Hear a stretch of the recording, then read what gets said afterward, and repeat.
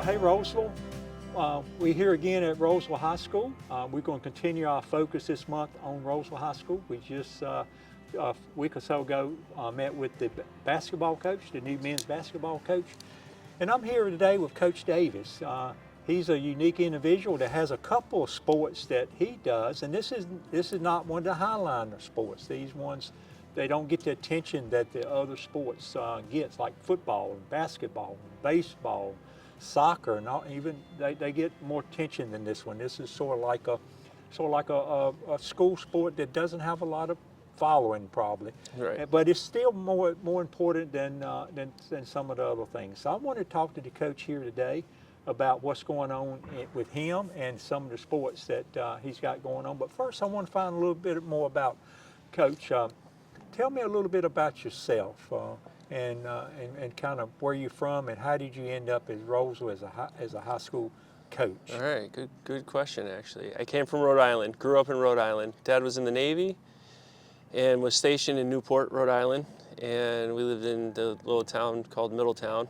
There's 3 towns on the actual island, so I'm not trying to give you a geography lesson or whatever, but there's a Quidnick Island. It's a reason for it to be Middletown. Yeah, right, and we were in the middle. So, and that's where I grew up and went to high school there. And then went to some schooling and graduated, ended up transferring over and graduating from a place called Baptist Bible College in Pennsylvania. And started teaching in Pennsylvania, and then tried to start teaching, but I couldn't pass one praxis test. It was subjective essay question thing, and I was like, you know what? Actually, North Carolina didn't have it. My younger brothers lived down here, so I came down to apply, and I got a job, and then I found out I passed the test. It was one of those tests where every time you don't pass it, you got to pay all the money to retake it and stuff like that. So you passed it up I ended up passing it anyways, which was cruddy, but I already decided to move down. You weren't going back. I wasn't, no. And you know what? My wife actually liked the weather down. I mean, up north, I loved being up north, but the winters are stinking tough. You know what I mean? It's weird to be excited to see grass, right? Waiting for the snow to melt. Then when the snow finally melts, you're excited to see grass again. You're like, yes. So it was nice moving down. But yeah, my younger brothers were all down here, so that's what actually brought me down. So I got to ask you, did you play ice hockey? No. No, you didn't? No. Well, now, for fun, yes. But that was a big sport For fun, up there, right? yes. Yep, and more so the prep schools.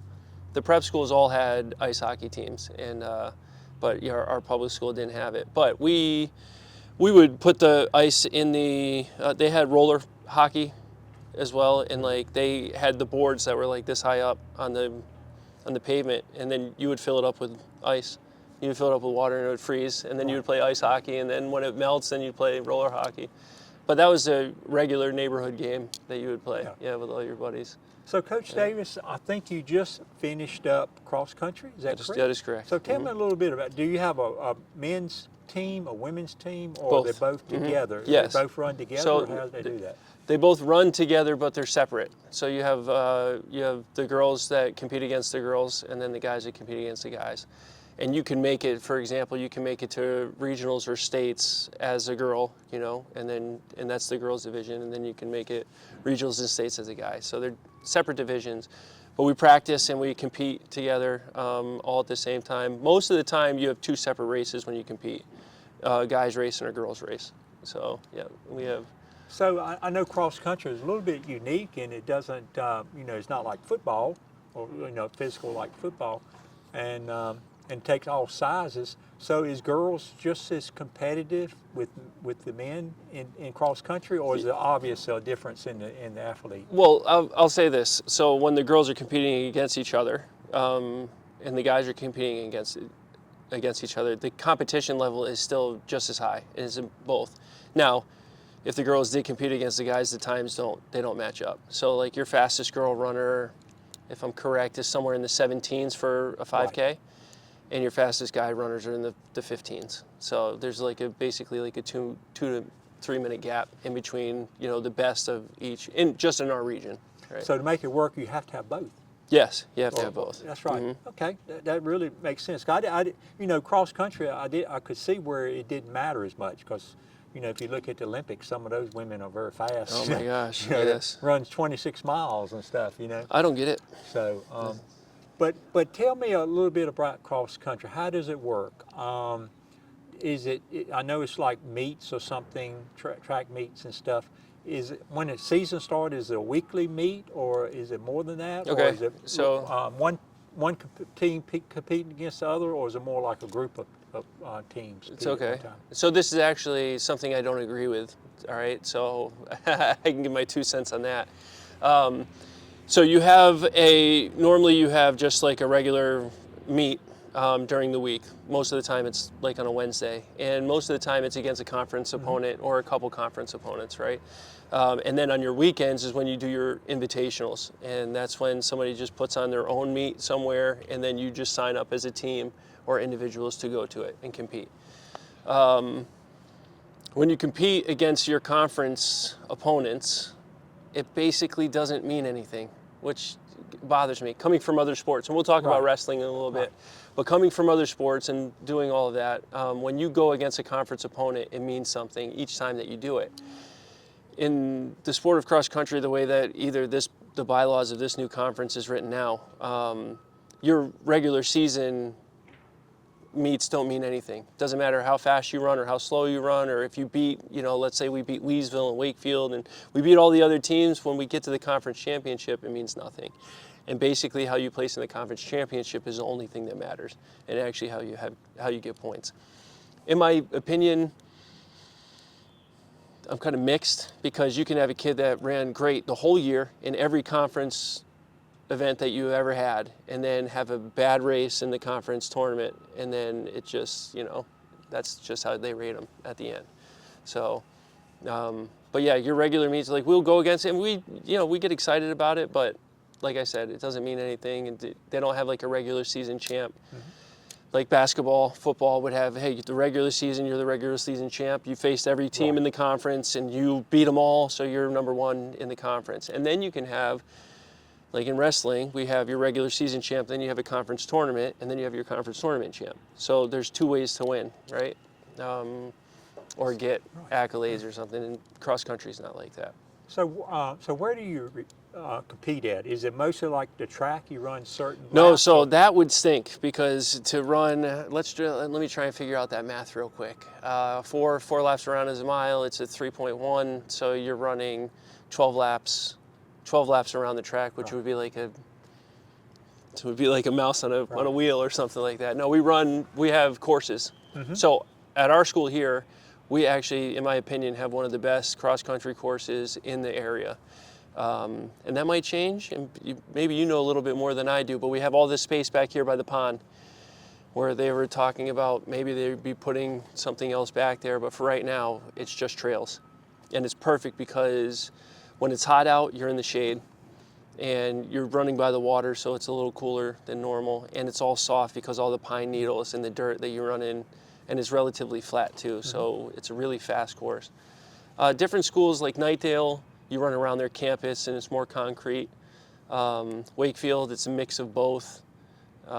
Heritage, it's a mix of both concrete and trails, but here it's strictly trails, so it's actually So really nice. every time is different because of the terrain Yes. and the toughness of it. So do the tracks have a grade to them of toughness, or? They don't, but every runner knows which courses they're better at. So there's a one that we do that's out by Southview, and it's an invitational that they have us come out. It's called the Jungle Run, and they have a really nice course, which is mainly dirt, almost all dirt, and it's almost all flat. And we know when we go there, our kids are going to get their personal records. Most likely they're going to get their fastest time because it's a fast course. Our course, I think, is a very fast course, but then we do a lot of our meets and our regionals and conference tournaments at Wake Med Soccer Park. In my opinion, it's a tough course because you have this huge hill that's super long that you have to go up twice, and the second time you go up it is when you finish.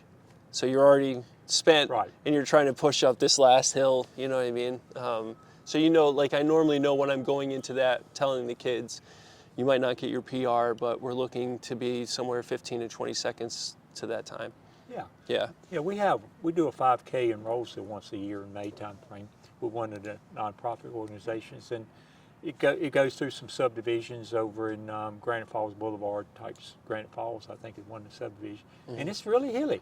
Yeah. I mean, it's hilly, and it's all pavement. I think it's all like street sidewalks and stuff, but it's a difficult course. Yeah, and I know sure. people come from all around the state to run it, and they say it's pretty difficult compared to some they run. So Sure. So the terrain does make a difference. It definitely does. About Yep. elevation and stuff.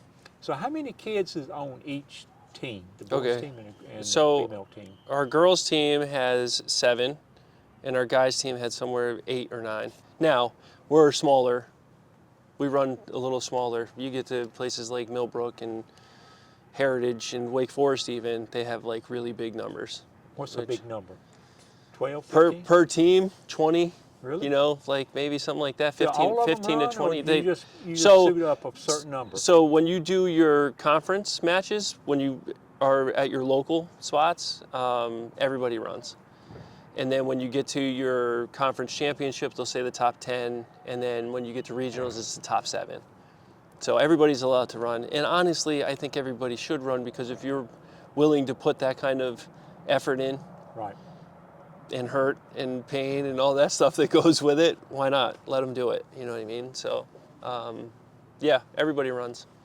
So what is you say you had 7 men, maybe 8 to 9, 7. yeah, and then 7 girls. Yep. Are they multiple sports people? Yes. Do they do other things? Almost all of them are. There's a couple that are geared just towards cross country, and but most of the kids, like 2 of our girls, play basketball, and they both made the varsity basketball team as freshmen, which was actually really exciting.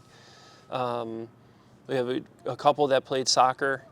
I'm trying to think. The other 2 were runners, and then on the guy side, 3 wrestlers.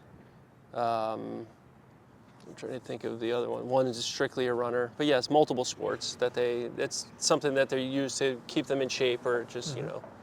So the other sport, I guess, is the more highlighted sport.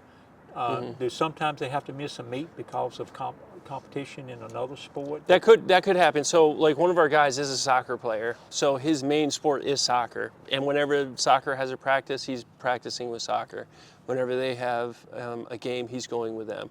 When it doesn't conflict, then he comes and joins us, and then he'll, you know, like this year he ran in 3 or 4 meets for us, and that's when it didn't overlap with soccer. And I'm more than happy to do that, because soccer and cross country go hand in hand. In soccer, I mean, they're running up and down the field. You know, yes, like, I mean, their cardio is absolutely fantastic. So a lot of, like, the soccer players that come out to do cross country are doing more to be in better shape for actual soccer, so that they don't fatigue as easy, and they can stay, you know, sharp-minded for longer.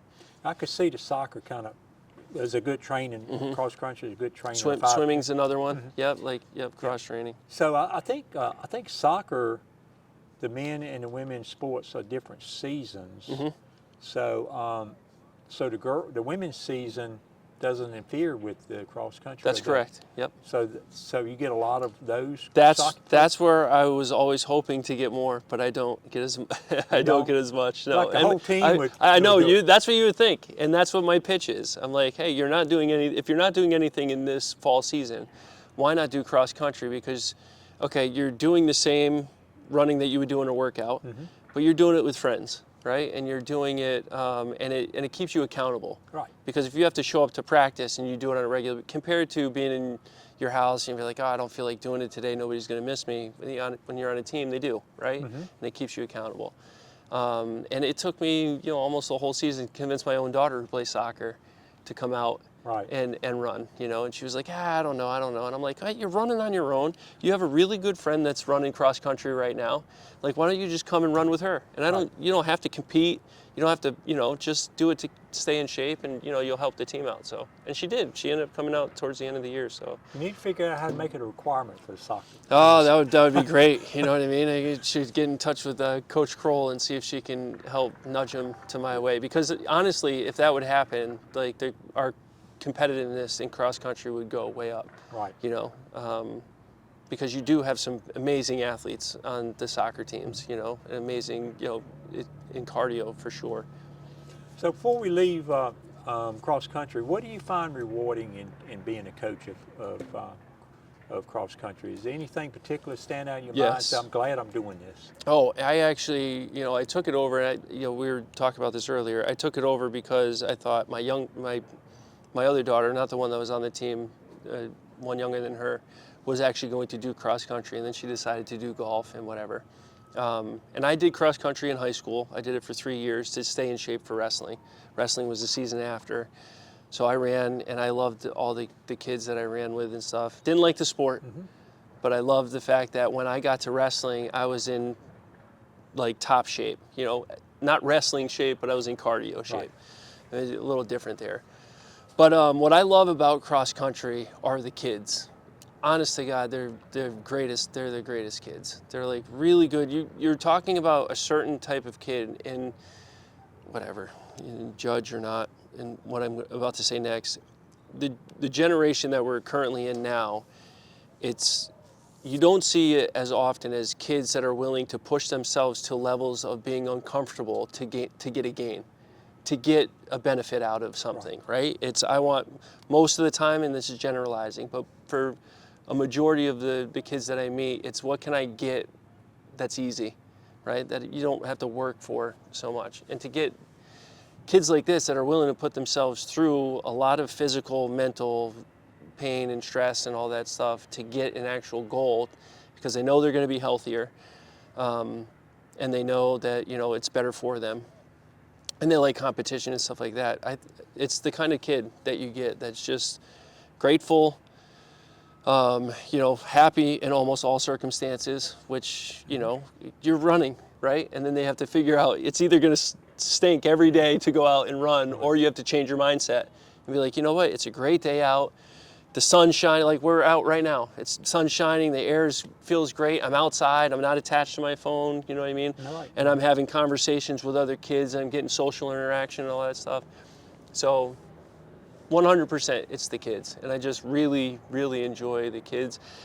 Last year, the last 2 years, I loved those kids too, and last year's team, we graduated like 12 seniors.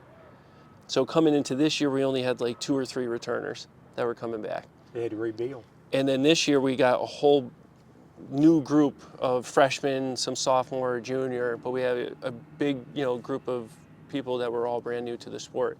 And I love this team just as much, you know? Yeah, it's the kids, for sure. Well, Yeah. great. So you do 2 sports. Before we talk about wrestling a little bit, tell me about 2 sports. I know there's a couple other coaches I know the soccer coach does both women and the men.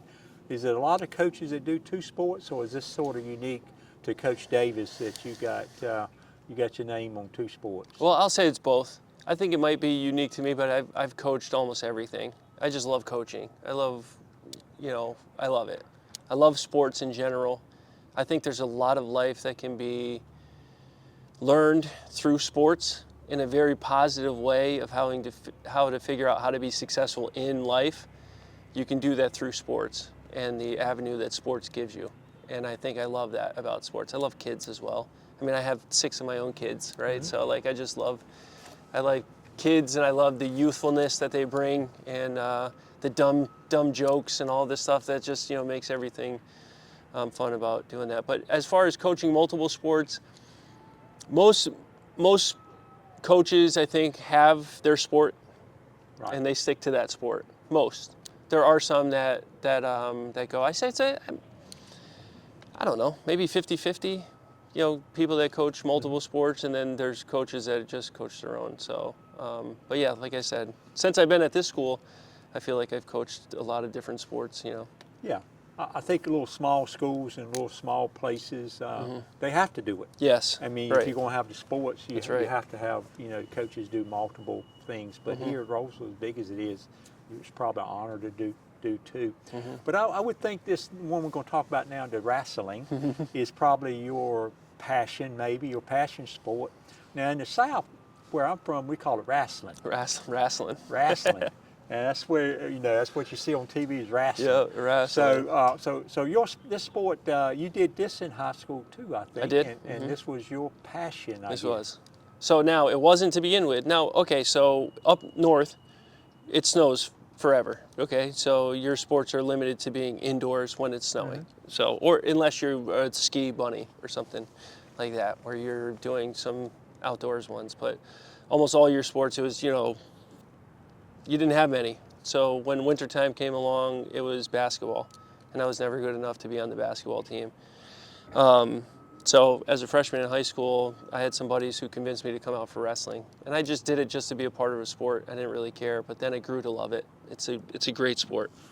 Wrestling, or wrestling, however you want to say it. Wrestling, yeah, wrestling, yes. It's a great sport. So I did it in high school, and then when I got out of high school, I did it in college for a little bit.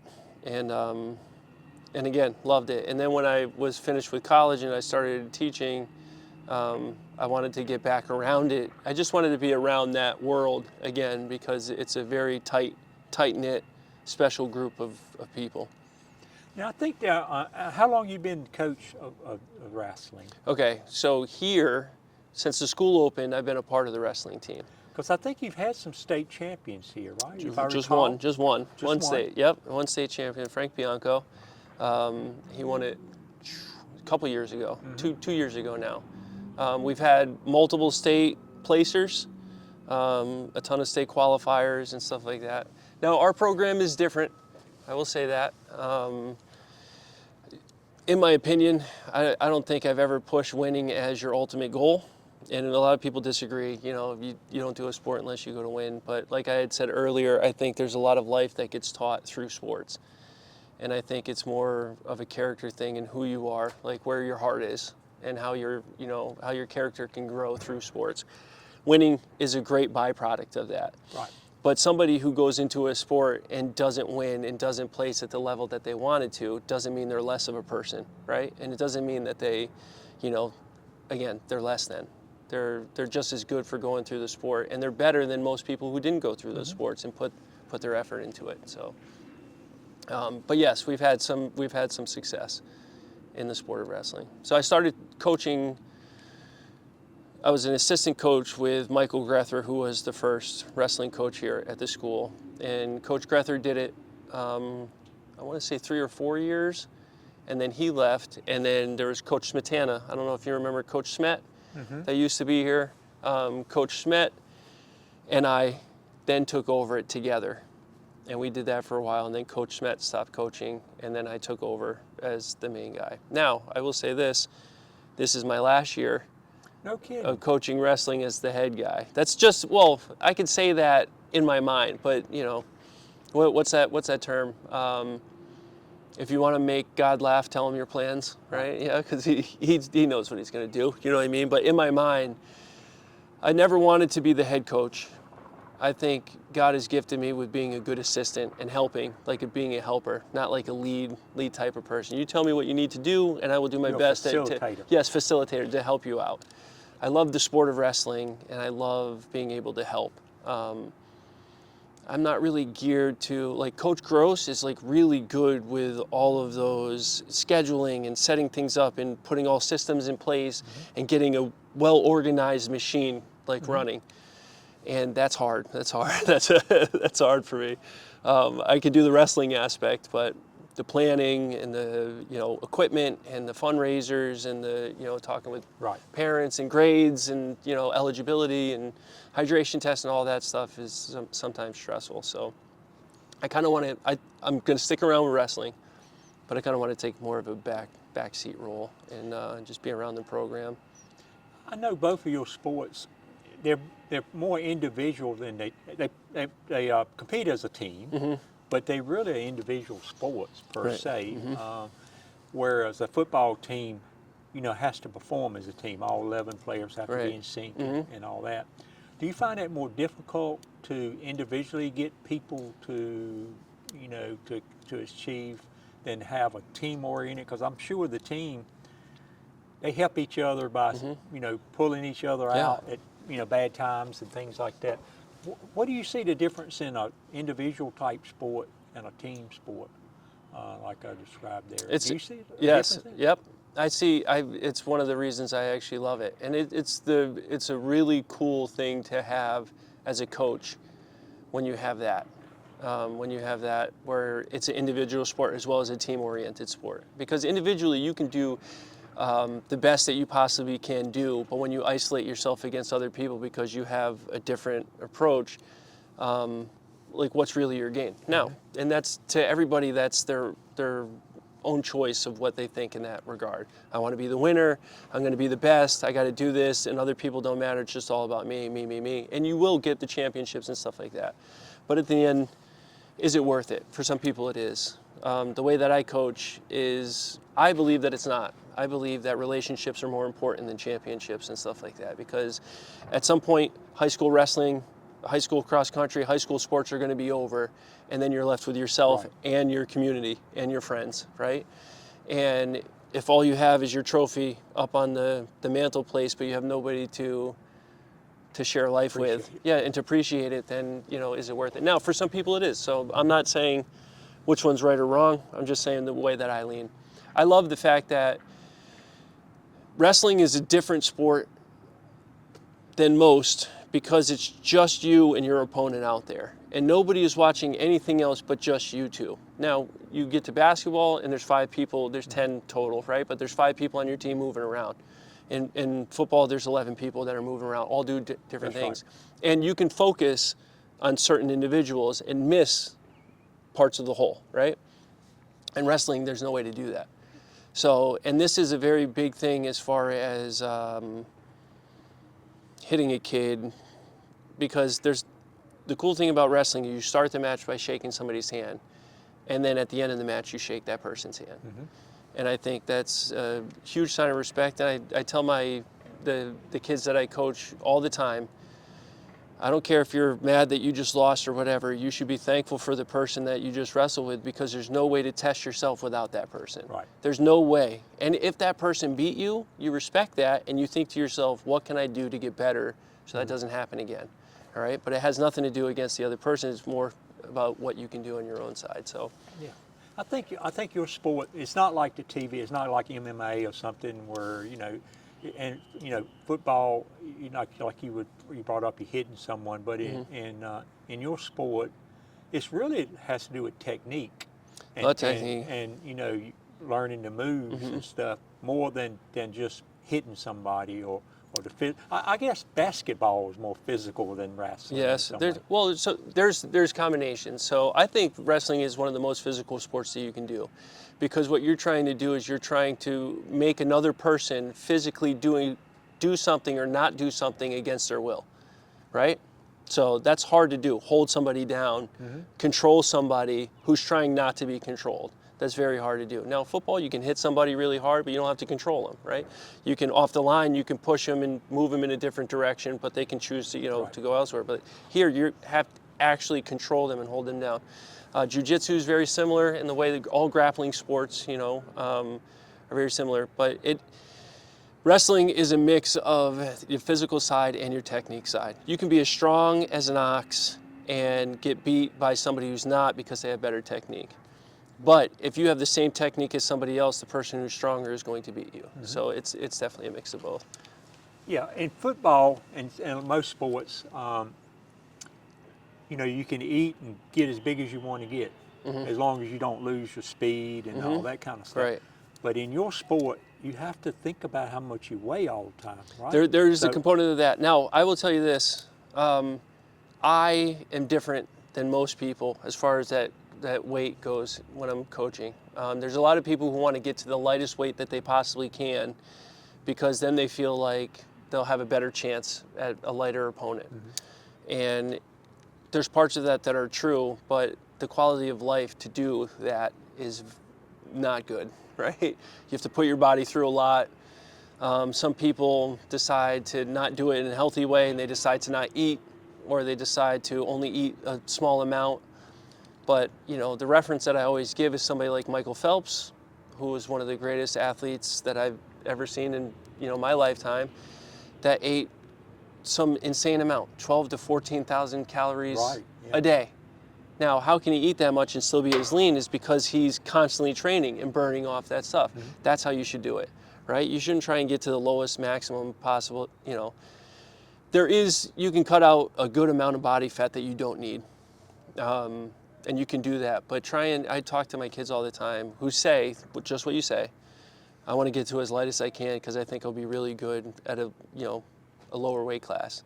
And I tell them, why not just eat and work as hard as you possibly can in practice, outside of practice, and then you'll be better, and just see where your weight is there. Mm-hmm. Don't try and force yourself to an uncomfortable weight.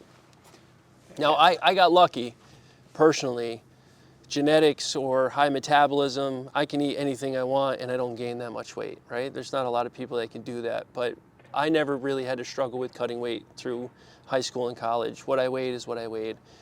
But some of these kids, you can see them, it takes a toll on them, like when they really try and cut. So I try and push away from that as much as I possibly can because I want a kid to enjoy the sport more so than go through a whole season of being miserable, Do you have to recruit the kids into the program, or do they just naturally want to do the sport? Some kids do, but there's, just like any sport, you have to recruit. I mean, you're going to get kids that want to come out, but there's a lot of times that you're trying to find that dynamic athlete, to try and, every sport is the same way. There are kids that are going to enjoy the sport, but to be competitive at the level that you want to find those gifted athletes, that you can convince to actually do your sport. And that's when, recruiting comes in, and that's pitching your sport the way that it is.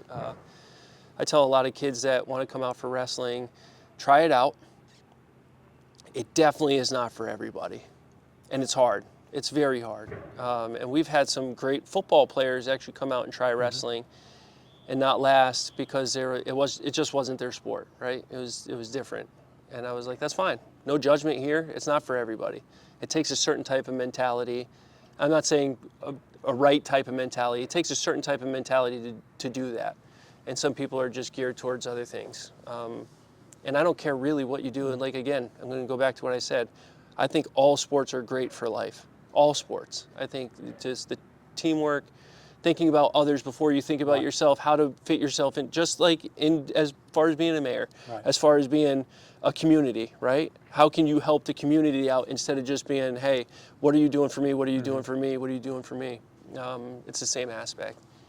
So you mentioned football. When I was in high school, which was a long time ago, and it wasn't a big school, our football coach and our wrestling coach was the same coach. It was different. They go from football into wrestling. Same with my high school. And same coach. And he highly encouraged his football players to come over, and because he thought it made them better. He thought it. I believe so too. I 100% I think it does. I think if you wrestled, it would only make you a better football player. One of the prime examples I use is the linebacker from the Steelers, Wilson, that actually wrestled at Orange. And when he was here at Orange, I remember going to the state championships, and he was in the States. And I remembered how dynamic that guy was. And it was mind-boggling. And obviously he was a great football player. He's playing, in the pros, right now. But I just think that wrestling is only going to make you a better football player, and vice versa. I think, football would definitely help as far as your wrestling, because you're trying to force somebody else to do something they don't want to do in a lot of those aspects. Our football coach and our wrestling coach were the same coach, and they constant recruiting. This is a different world now where we're at. And it's a bigger school. Coach Rack and I are actually really close. We actually talk a lot. And I would love to get some of his athletes over, or whatever. And, every now and then he'll tell me, he'll be like, hey, you should look at this kid. This kid might be good for wrestling. The problem is now that it's a different world than when we grew up. Everybody played everything, I think, when I grew up. But now it's like you want to focus on your sport. And if there's a high level of risk involved when you wrestle. You could get hurt. So last year we had a kid, Xavier Lewis, play for us, right? Ended up coming from Leesville, came to our team. Fantastic wrestler, right? He ended up graduating early, so he couldn't wrestle that year. But I think even if he could have wrestled that year, he probably wouldn't have, because he was going to school to play football.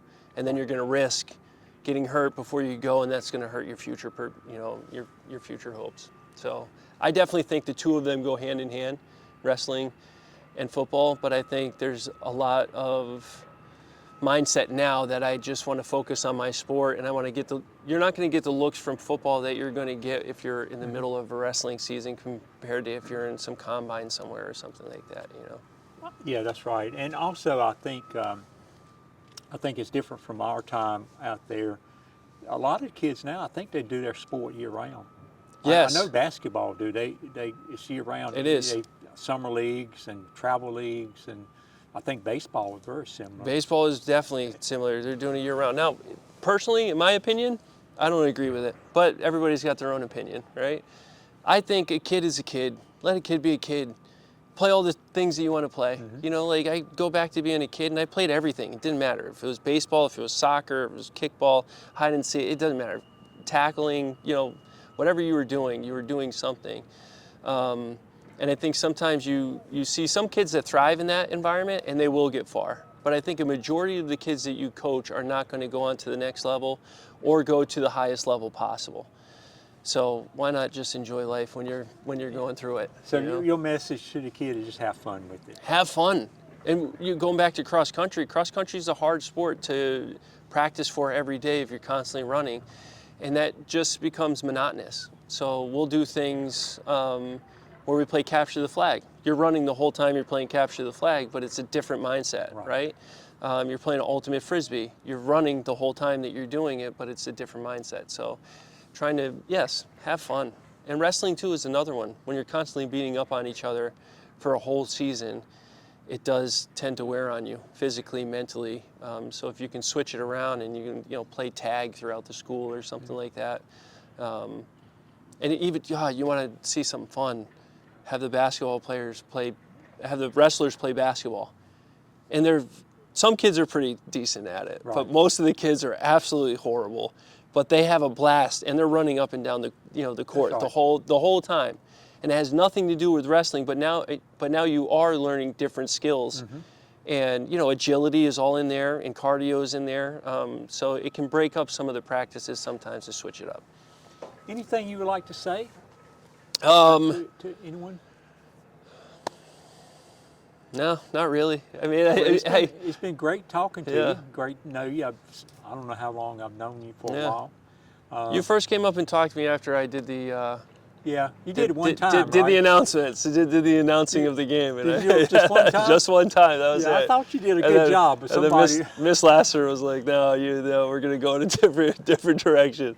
I did have a lot of fun with that. Yeah, you did. I thought you did a good job, but she didn't take my opinion on it either. Yeah. That's okay. It actually just worked out. But I really appreciate it. Thank you for coming out and talking to me today. Thank you for having me. And appreciate it a lot. Yes, for sure. See you around. Yep. Thank you. All right. All right.